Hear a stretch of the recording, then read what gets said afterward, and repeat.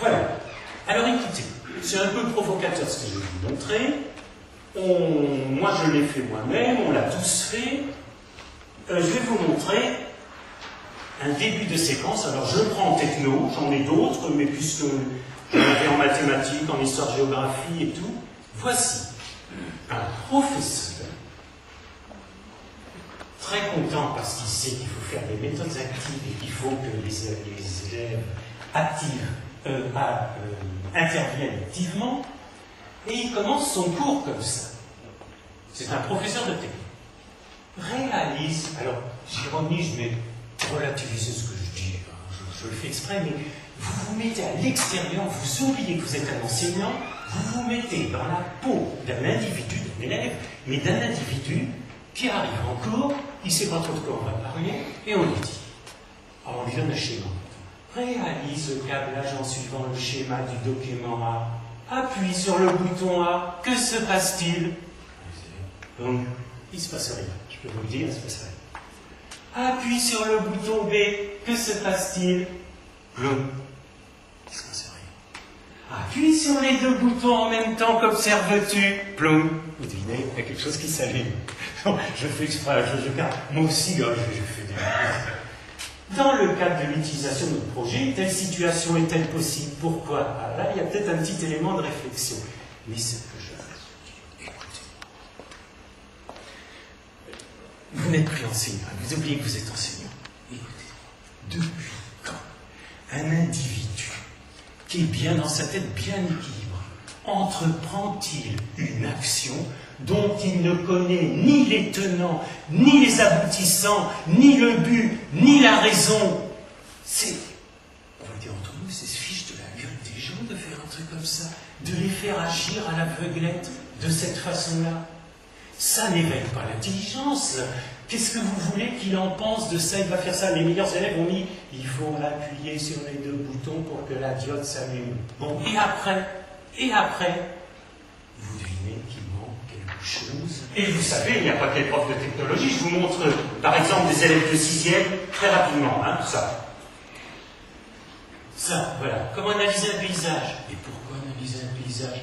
Localiser la photographie à l'aide d'un atlas décrivant une phrase chaque plan du paysage, et l'élève ne sait même pas pour quelle raison on lui demande ça. Vous voyez, et ça, il y en a partout, des choses dans ce style-là.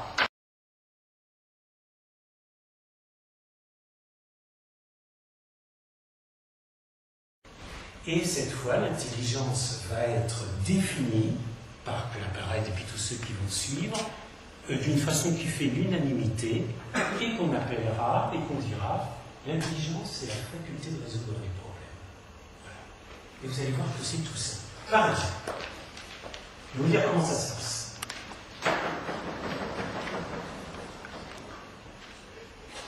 Dans la vie, on a des besoins ou des désirs, surtout sociaux, ou désirs. Et puis, on veut les acquérir, on dira qu'on va vers une finalité. Jusque-là, c'est pas difficile. Par exemple, moi, j'ai faim, eh bien, la finalité, ça va être d'atteindre mon réfrigérateur et de prendre ce qu'il y a dedans. Là, il n'y a pas d'intervention de l'intelligence. Mais, de temps en temps, il y a un obstacle sur la route. Et cet obstacle, eh bien, va faire qu'on ne peut pas atteindre cette finalité. Et pour surmonter cet obstacle, il va falloir faire appel à une connaissance. Alors, de deux choses l'une, on la possède déjà, ou il va falloir l'acquérir.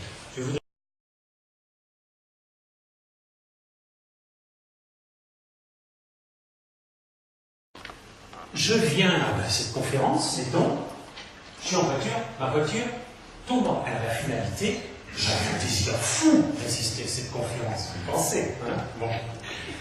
Ma finalité, c'était quand même d'arriver à l'heure dans cet amphi. Ma voiture tombe en panne. Bon. Obstacle, qu'est-ce qui va se mettre en commande? C'est pas des connaissances tout de suite, c'est votre intelligence. Vous allez dire, qu'est-ce que je peux faire? Premier réflexe, je vais téléphoner. Téléphone déchargé. Ça peut arriver, hein? Bon. Et qu'est-ce que je vais faire? Qu'est-ce que je vais faire? Alors, vous ouvrez peut-être sans grande conviction le capot de votre voiture. Sans grande conviction, parce que la plupart d'entre nous, on n'a pas beaucoup de connaissances de mécanique, mais à la place, je vous mets en garde. N'hésitez pas. Nous avons beaucoup plus de connaissances en nous-mêmes, cachées, conceptualisées au fond de nous-mêmes, que nous le croyons. Je prends un exemple bien simple, vous ouvrez le capot, vous voyez un fil débranché, vous le branchez. Mais vous savez que c'est un acte d'intelligence extraordinaire de savoir déjà qu'un fil doit être branché si vous voyez un truc là. On ne sait pas, mais bien souvent, et nous avec nos élèves, les fameux problèmes du transfert avec nos élèves, nous avons souvent ces problèmes-là. Mais tu le savais, mais oui, je le savais, on ne pensait pas à utiliser une connaissance déjà acquise. Je peux vous dire tout de suite, parce que je n'aime pas faire des surprises, ce qu'on appelle une compétence. Voilà, la connaissance qui est prête à ressurgir. Et si malgré tout votre voiture ne démarre pas, qu'allez-vous faire? Comme tout enseignant, j'espère que vous êtes bien ordonné. Vous avez dans vos boîtes à gants, j'imagine, la notice, non? La notice du constructeur? Oui, hein, faudra peut-être vérifier. Et vous savez qu'en général, dans les notices, c'est en cas de panne. Hein? Bon, ça marche jamais, mais en cas de panne. Qu'est-ce que vous faites si vous allez voir la notice en cas de panne? Vous êtes en train d'acquérir une nouvelle connaissance. Et pourquoi? Qu'est-ce qui a généré cette acquisition? C'est bel et bien le fait que vous ayez un obstacle sur votre route, que vous ayez eu un problème. Eh bien, si je peux dire, le souhait qu'on peut exprimer, il faudrait que, avant toute séquence pédagogique, ou au début de toute séquence pédagogique, pour justifier l'acquisition de connaissances qu'on va faire, il y ait un problème, un obstacle devant les élèves qui leur montre la nécessité d'acquérir la connaissance en question.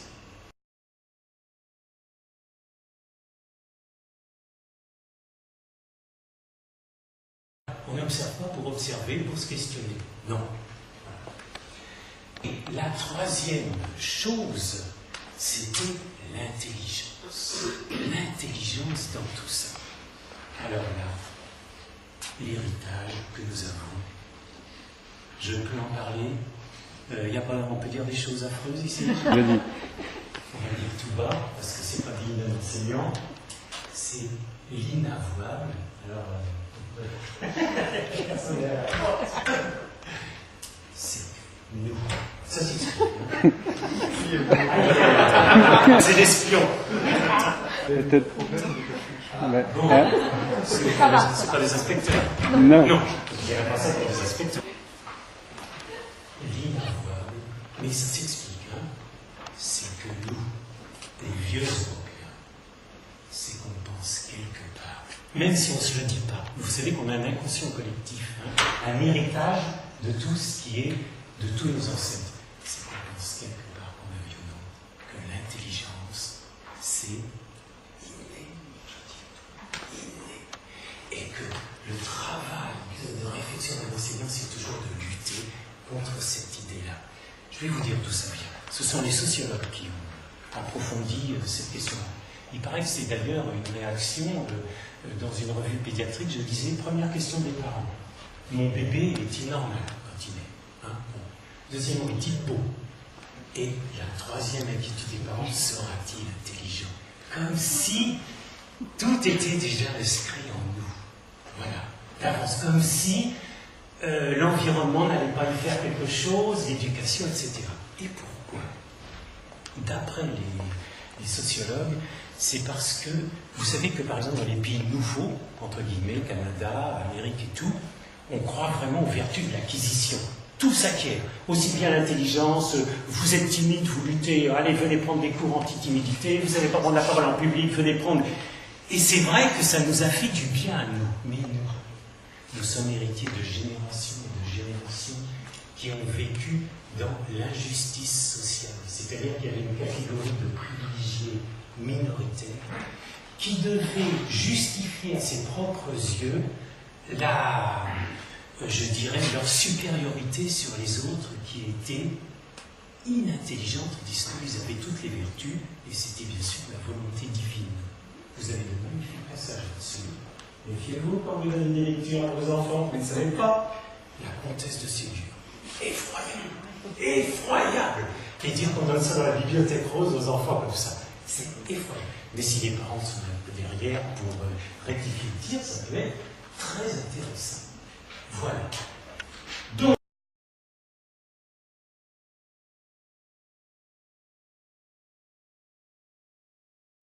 mais malgré tout, on sent quelque part que c'est vrai, connaissance et intelligence sont liées, mais de quelle façon? Tel était donc le questionnement que se faisaient des pédagogues qui ont commencé à venir dès le début du XXe siècle. Vous avez tous entendu parler de Freinet, par exemple, et puis il y en a d'autres. Il y a eu les grands psychologues genre Piaget, Vallon, Vygotsky, enfin Brunner, tous ceux dont on parle actuellement. Un que j'aime bien, parce qu'il revient au bout du jour, heureusement, c'est celui qui a formé Piaget, c'est Claparède. Et Claparède a dit des choses très intéressantes qui vont éclairer notre lanterne tout de suite. Voilà.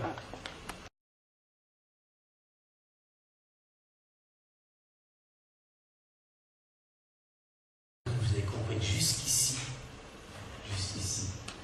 l'intelligence était subordonnée à la connaissance. C'est en accumulant nos connaissances que nous allons devenir intelligents. Et alors, toute l'école qui s'en est suivie par la suite, on appelle le cognitivisme, la science de la connaissance, eh bien, fait une révélation, je dirais, fondamentale, mais qu'on oublie un peu trop. Ce n'est pas l'intelligence qui est au service des connaissances, c'est le contraire. Ce sont les connaissances qui sont au service de l'intelligence. L'intelligence, cette fois, est érigée en faculté première, ce qui veut dire que si nous voulons que nos élèves acquièrent vraiment le savoir, il va falloir mettre cette intelligence aux commandes. Sinon, il n'y aura pas de véritable acquisition du savoir.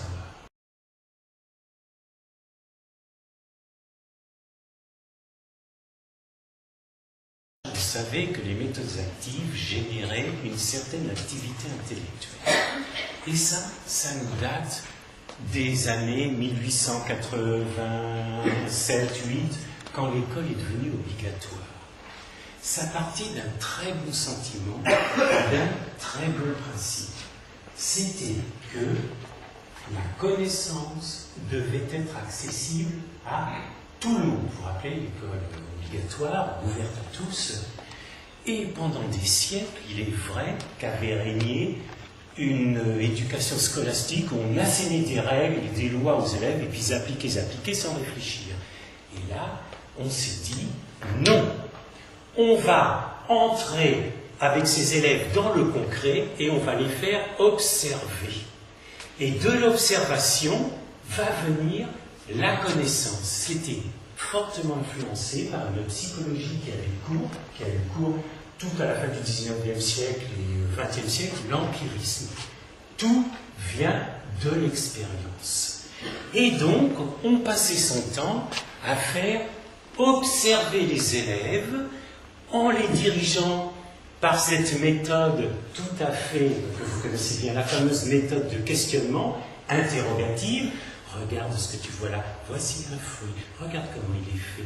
Tiens, qu'est-ce qu'il y a au-dessus? Une coupe, oui, on va le couper. Qu'est-ce qu'il y a à l'intérieur? Des graines. Pourquoi tu penses qu'il y a des graines à l'intérieur, etc., etc. Parce qu'on pensait également, ça partait d'un bon principe, qu'à force de poser de bonnes questions aux élèves, eh bien, ceux-ci finiraient eux-mêmes par se les poser. C'est le présupposé qu'on a lorsque on fait la méthode interrogative. Voilà. Et Ça partait en même temps d'un très bon principe. Je vous relis par exemple le ministre de l'Instruction publique de l'époque, ce qu'il disait. L'enfant veut aller vite et joyeusement du connu à l'inconnu, du concret à l'abstrait, du facile au difficile, plutôt par bon que pas à pas. L'intelligence, tiens, voilà un concept qui commence à surgir. L'intelligence enfantine aime à deviner, à découvrir, à jouir de l'étude, au lieu de s'y astreindre, à jouir surtout de la conscience de ses forces et de sa liberté, et à se sentir agir. Vous voyez les présupposés qu'il y avait là. Je vous le dis carrément, la psychologie cognitiviste maintenant rejette tout ça. Mais nous, on a un héritage qui fait que, sans le savoir, on y croit encore. Ça vous le dit. 1. Il y a une pulsion spontanée à la connaissance chez l'être humain. Oui, l'être humain, ce qui le distinguerait des animaux, c'est qu'il aimerait connaître pour connaître. Voilà. 2, ça veut dire que de l'observation, comme ça vous regardez, va naître la connaissance par osmose, par imprégnation. Va naître, quand il le faut, un certain questionnement. Dans l'exemple que je vous ai donné précédemment, on pensait que si l'élève appuyait sur un bouton, puis pas de bouton et tout, un questionnement allait naître en lui. Et ça veut dire, en plus, que la connaissance, à force de s'accumuler morceau par morceau, eh bien, va naître une faculté spontanée qu'on va appeler intelligence. Et remarquez que c'est un peu ce que fait l'école actuellement. Elle se soucie de transmettre du savoir, comme je vous le disais en introduction, sans se soucier de savoir si vraiment ça correspond à un développement de l'intelligence.